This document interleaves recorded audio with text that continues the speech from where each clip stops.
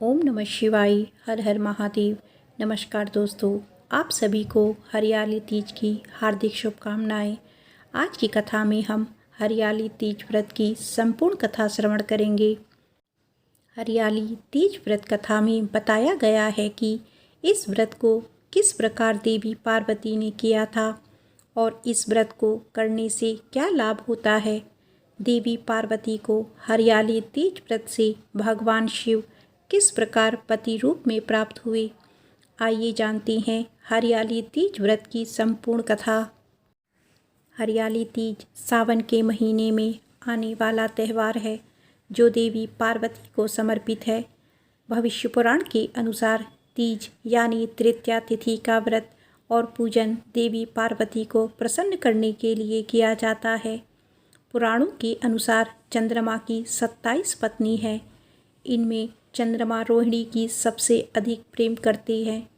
पुराण के अनुसार रोहिणी ने तिस तृतीया तिथि का व्रत किया था, जिससे रोहिणी के प्रति चंद्रमा का प्रेम सबसे अधिक है।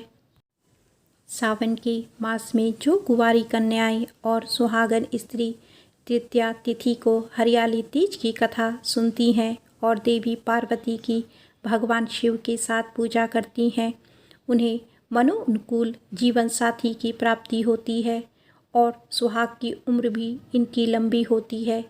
इस संदर्भ में पुराण में कथा है कि देवी पार्वती और भगवान शिव ने हरियाली तीज को किस प्रकार कन्याओं के लिए विवाह और वैवाहिक जीवन में प्रेम और आनंद पाने का व्रत बनाया है। आइए अब श्रवण करते हैं हरियाली तीज व्रत कथा। देवी पार्वती अपने पूर्व जन्म में दक्ष प्रजापति की पुत्री सती थी। उस समय दक्ष प्रजापति के विरोध और इच्छा विरुद्ध जाकर देवी सती ने महादेव जी से विवाह किया था। दक्ष प्रजापति भगवान विष्णु से देवी सती का विवाह कराना चाहते थे, लेकिन देवी सती भगवान शिव को अपना पति मान चुकी थी। अंत में पुत्री की खातिर दक्ष प्रजापति को भगवान शिव के साथ सती का विवाह कराना पड़ा, लेकिन दक्ष प्रजापति फिर भी शिवद्रोही बने रहे। एक समय दक्ष प्रजापति ने भव्य यज्ञ का आयोजन किया, जिसमें सभी देवी देवताओं, नाग, किन्नर, गंधर्व, ऋषियों को आमंत्रित किया। त्रिलोक में दक्ष प्रजापति के यज्ञ की चर्चा होने लगी। बात देवी सती के कानों में भी आई और वह दुखी हुई कि उनके पिता ने महादेव और उनके यज्ञ में शामिल होने के लिए आमंत्रित नहीं किया। इस बात से देवी सती को बहुत दुख हुआ और वह फिर भी बिना बुलाए पिता के घर यज्ञ में जाने की जिद करने लगी।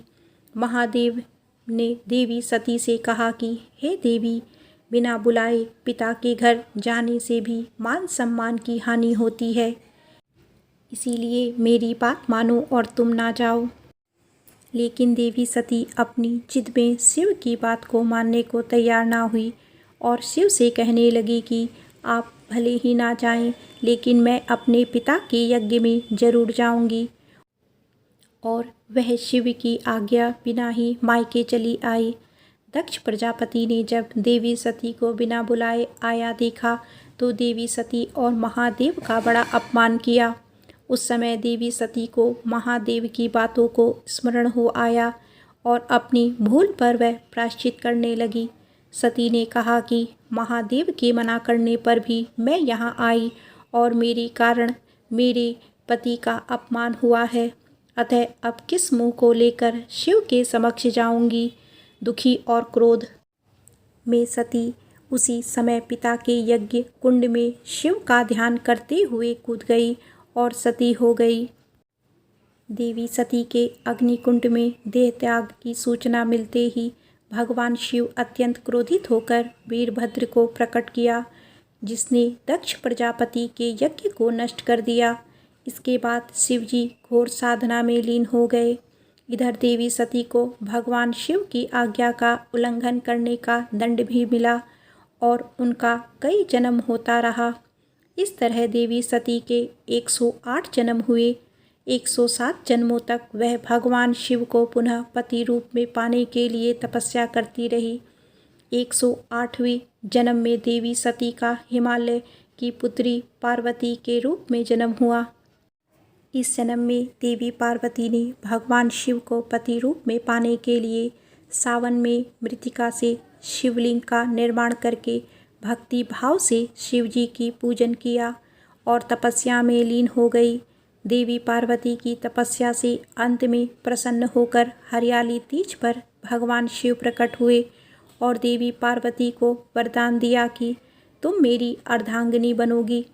इस तरह देवी हरियाली तीज के दिन देवी पार्वती को भगवान शिव से मनोनुकूल वर प्राप्ति का वरदान मिला। इसके बाद भगवान शिव ने देवी पार्वती के आग्रह पर कहा कि जो भी कुंवारी कन्या हरियाली तीज का व्रत करके भगवान शिव और देवी पार्वती की पूजा करेगी, उसे कामना के अनुसार सुयोग्य पति की प्राप्ति होगी और जो सुहागन महिला हरियाली तीज का व्रत करेगी, उनका वैवाहिक जीवन प्रेम और सुख से भरा रहेगा। प्रेम से बोलिए उमापति शंकर भगवान की जय, माता पार्वती की जय। आइए अब श्रवण करते हैं सावन सोमवार व्रत की संपूर्ण कथा। देवों के देव महादेव भोलेनाथ की जय। एक बार किसी नगर में एक साहूकार रहता था। उसके घर में धन की कोई कमी नहीं थी, लेकिन कोई संतान न होने के कारण वह बहुत दुखी रहता था। संतान प्राप्ति के लिए वह हर सोमवार को व्रत रखता था और पूरी श्रद्धा के साथ शिव मंदिर जाकर भगवान शिव और माता पार्वती की पूजा किया करता था। उसकी भक्ति देखकर एक दिन माँ पार्वती प्रसन्न होकर भगवान शिव से साहूकार की मनोकामना पूर्ण करने का निवेदन करने लगी।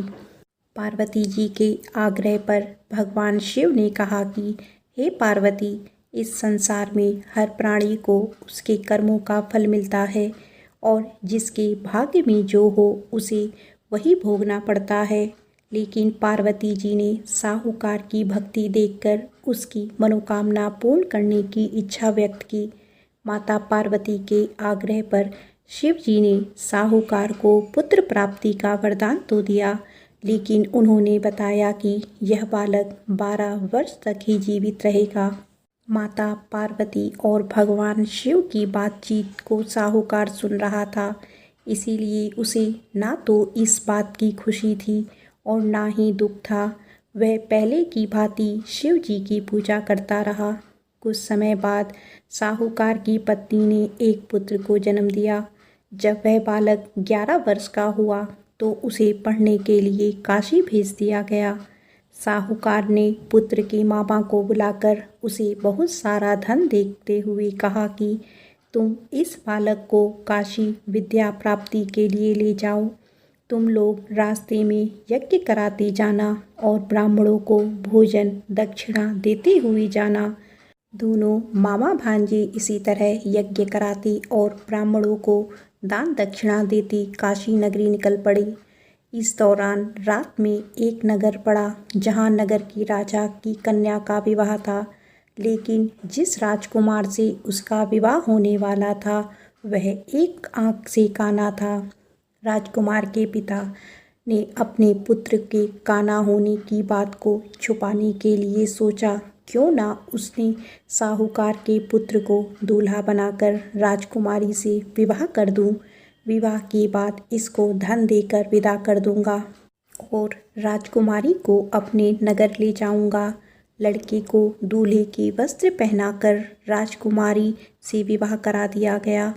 साहूकार का पुत्र ईमानदार था, उसे यह बात सही नहीं लगी, इसीलिए उसने अवसर पाकर राजकुमारी के दुपट्टे पर लिखा कि तुम्हारा विवाह तो मेरे साथ हुआ है, लेकिन जिस राजकुमार के संग तुम्हें भेजा जाएगा वह एक आंख से काना है। मैं तो काशी पढ़ने जा रहा हूँ। जब राजकुमारी ने चुन्नी पर लिखी बातें पढ़ी तो उसने अपने माता पिता को यह बात बताई। राजा ने अपनी पुत्री को विदा नहीं किया, फिर बारात वापस चली गई। दूसरी ओर साहूकार का लड़का और उसका मामा काशी पहुँचे और वहाँ जाकर उन्होंने यज्ञ किया। जिस दिन लड़का 12 साल का हुआ उस दिन भी यज्ञ का आयोजन था। लड़के ने अपनी मामा से कहा कि मेरी तबीयत कुछ ठीक नहीं है। मामा ने कहा कि तुम अंदर जाकर आराम कर लो। शिवजी के वरदान अनुसार कुछ ही देर में उस बालक के प्राण निकल गए। मृत भांजे को देखकर उसके मापा ने विलाप करना शुरू कर दिया। संयोगवश उसी समय शिवजी और माता पार्वती उधर से जा रहे थे। माता पार्वती ने भोलेनाथ से कहा, स्वामी, मुझे इसके रोने के स्वर सहन नहीं हो रहे हैं।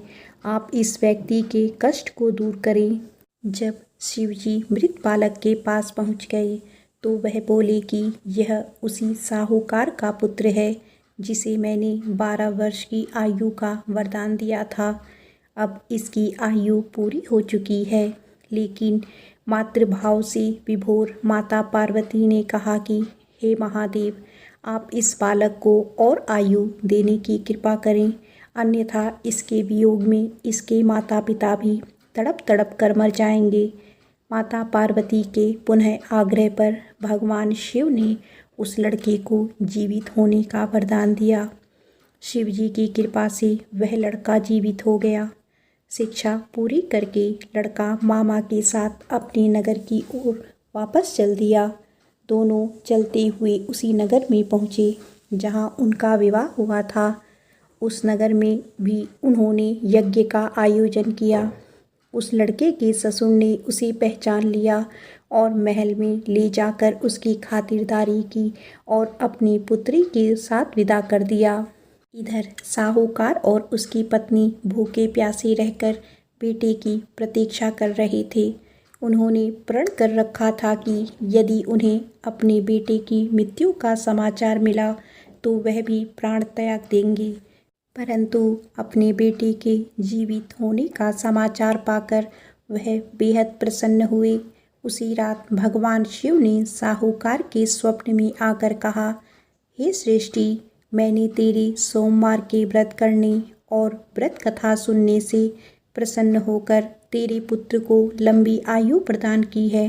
इसी प्रकार जो कोई सोमवार व्रत करता है या कथा सुनता है, पढ़ता है, उसके सभी दुख दूर होते हैं और सभी मनोकामनाएं पूर्ण होती हैं। एक बार प्रेम से बोलिए भोलेनाथ की जय। आइए आप सुनते हैं 16 सोमवार व्रत कथा।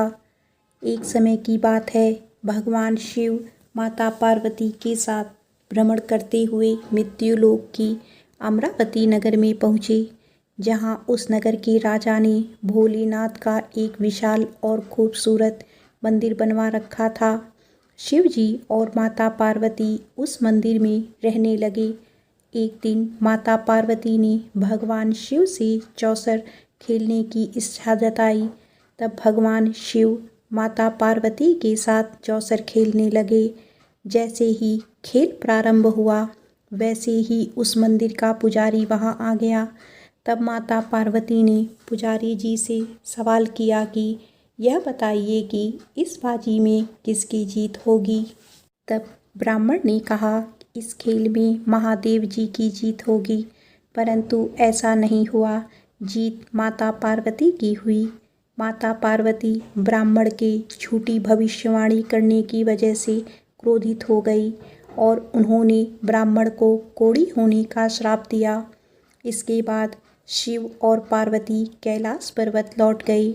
माता पार्वती द्वारा दिए गए श्राप की वजह से पुजारी कोढ़ी हो गया। उसकी ऐसी हालत देखकर नगर के स्त्री पुरुष उससे दूर दूर रहने लगे। नगर के लोग ने राजा से पुजारी के कोढ़ी होने की बात बताई। जब राजा को पता चला कि पुजारी की किसी पाप के कारण ऐसी हालत हुई है तो उन्होंने पुजारी को मंदिर से निकलवा दिया। इसके बाद कोढ़ी पुजारी मंदिर के बाहर बैठकर ही भिक्षा मांगने लगा।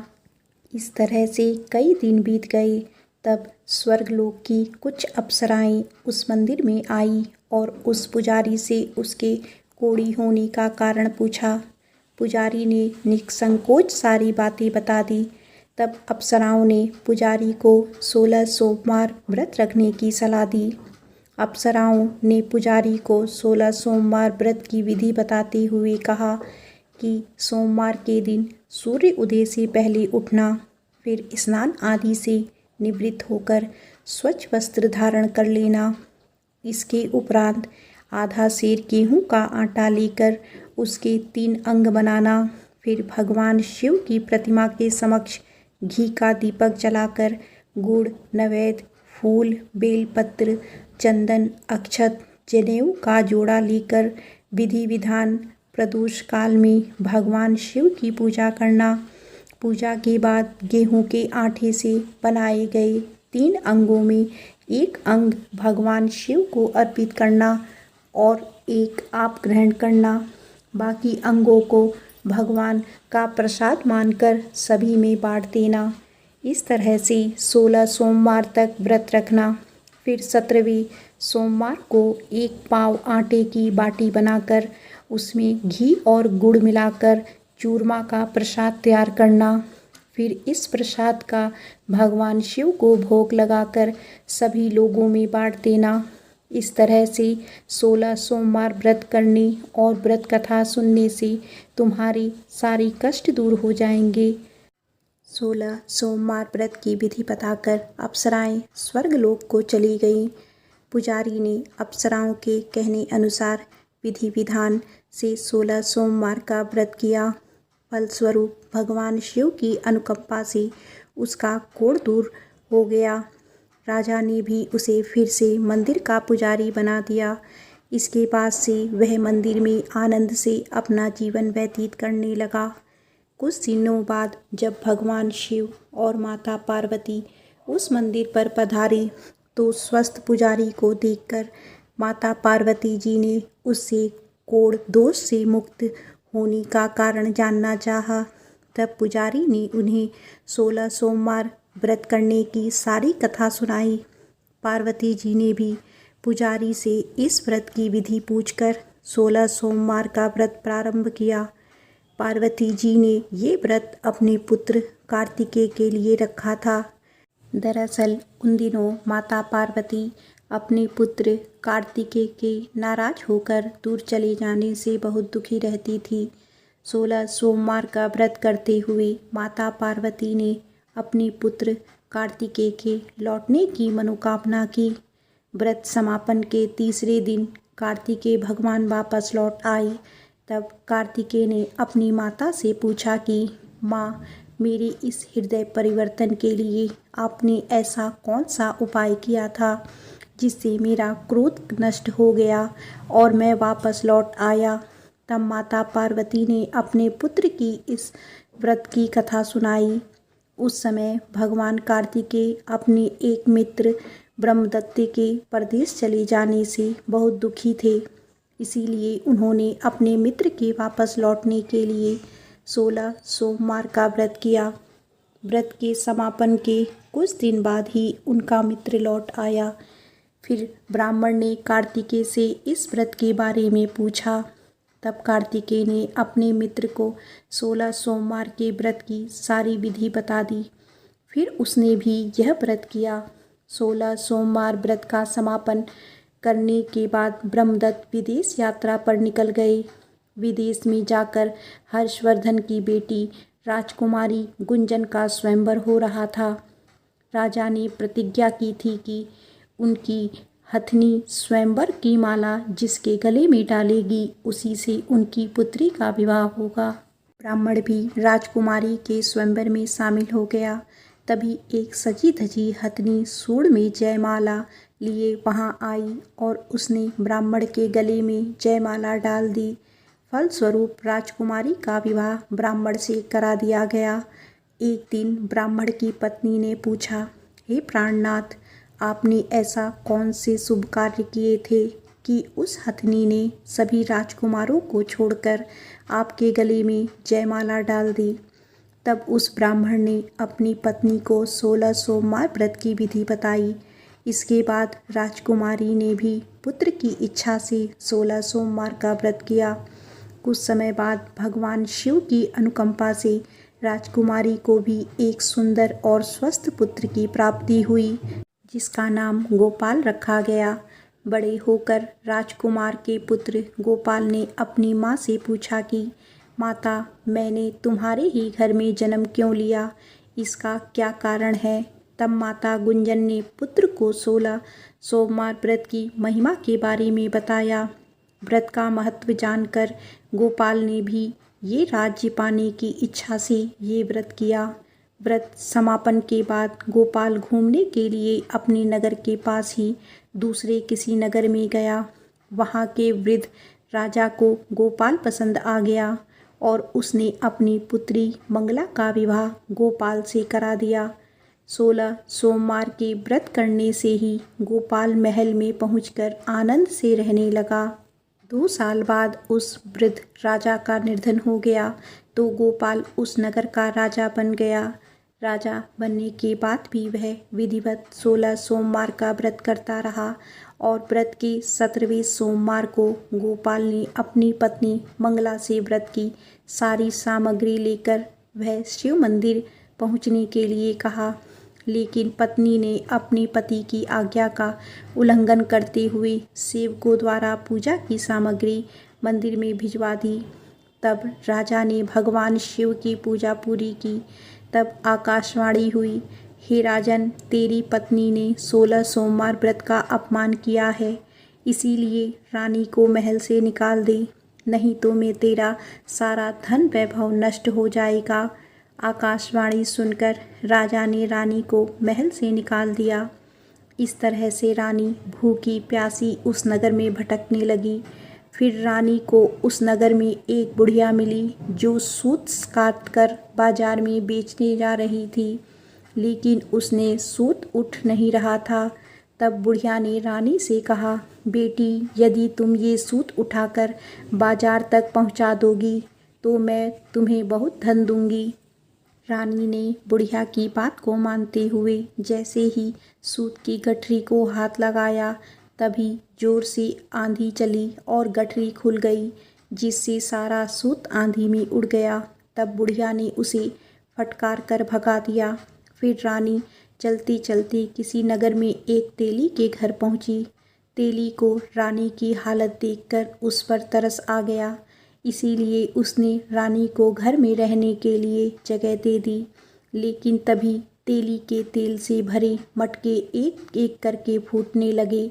तब तेली ने रानी को मनहूस मानकर घर से निकाल दिया। इस तरह से भूख प्यास से व्याकुल रानी वहाँ से भी चल दी। इसके बाद तब एक नदी पर जल पीकर रानी ने अपनी प्यास शांत करनी चाही, तो नदी का जल उसके छूते ही सूख गया। फिर रानी अपने भाग्य को कोसती हुई एक जंगल में पहुंची। जंगल में एक तालाब था जिसमें निर्मल जल भरा हुआ था। निर्मल जल देखकर रानी की प्यास और तेज हो गई। रानी तालाब से जल पीने के लिए जैसे ही तालाब की सीढ़ियों पर उतरी, वैसे ही उस जल में असंख्य कीड़े उत्पन्न हो गए। रानी ने अंत में दुखी होकर उस गंदे जल को पीकर ही अपनी प्यास शांत की। इसके बाद जब रानी ने एक पेड़ की छाया में बैठकर कुछ देर आराम करना चाहा, तो वह पेड़ सूख गया। रानी जैसे ही दूसरे पेड़ के नीचे जाकर बैठी तो वो भी सूख गया। वन और सरोवर की यह दशा देखकर उस वन के ग्वाले बहुत हैरान हुए।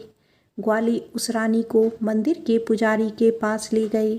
रानी को देखते ही पुजारी जान गए कि ये अवश्य किसी बड़े घर की है, किसी पाप के कारण ऐसे दर दर भटक रही है।